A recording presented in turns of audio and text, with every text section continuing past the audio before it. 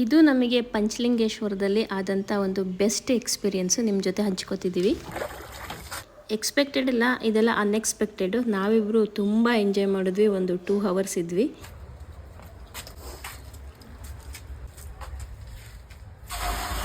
ಮನೆಯಲ್ಲಿ ಎಲ್ಲನೂ ಕೂಡ ನಮಗೆ ಈಸಿಯಾಗಿಯೇ ಸಿಗುತ್ತೆ. ಬಟ್ ನಾವು ಪಾದಯಾತ್ರೆ ಹೋದಾಗ ಒಂದು ವಾಶ್ರೂಮು ಕೂಡ ನಮಗೆ ಸಿಗಲ್ಲ. ಆವಾಗ ಅದ್ರ ಬೆಲೆ ನಮಗೆ ಗೊತ್ತಾಗುತ್ತೆ. ಬಯಸದೆ ಬಂದ ಭಾಗ್ಯ ಅಂತ ಹೇಳಿದ್ರು ತಪ್ಪಾಗಲ್ಲ. ಸ್ನಾನ ಮಾಡಕ್ಕೆ ಸಿಕ್ಕಿರೋದು ಹೆಚ್ಚು. ಅವಳು ಕಲ್ಲು ಹುಡುಕ್ತಾಳೆ. ಹೋಗಿ ಜಲ್ದಿ, ಅವ್ರು ಬಂದ್ಗಿಂದ್ರೆ ಬೈತಾರೆ.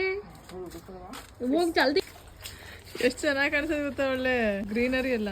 ನಿಮ್ಗೆ ಯಾರಿಗಾದ್ರೂ ಇಂಥ ಫೆಸಿಲಿಟಿ ಸಿಗುತ್ತಾ? ಯಾರು ಇಲ್ಲ ಅಂತ ಜಾಸ್ತಿ ಸೋಪ್ ಹಾಕಿ ತೊಳಿತಾಳೆ.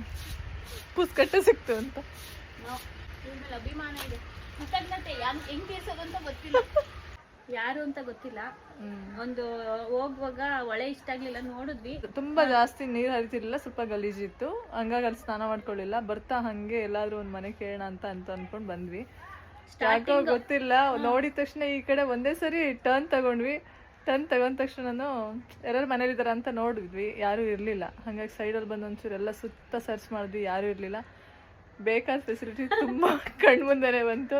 ಹಂಗಾಗಿ ನಾವ್ ಇಲ್ಲೇ ಎಲ್ಲ ಫ್ರೆಶ್ ಅಪ್ ಆಗಿ ಉಪಯೋಗಿಸ್ಕೊಂಡಿದ್ವಿ. ಇರೋ ಫೆಸಿಲಿಟಿನ ಉಪಯೋಗಿಸ್ಕೊಂಡಿದ್ವಿ. ನಿಮ್ ಪರ್ಮಿಷನ್ ಇಲ್ದಾನೆ. ದಯವಿಟ್ಟು ನಿಮಗೆ ಬೇಜಾರಾಗಿದ್ರೆ ಕ್ಷಮೆ ಇರ್ಲಿ. ಈ ವಿಡಿಯೋ ನೋಡಿದ್ರೆ ದಯವಿಟ್ಟು ಕ್ಷಮಿಸಿ ನಮ್ಮನ್ನ.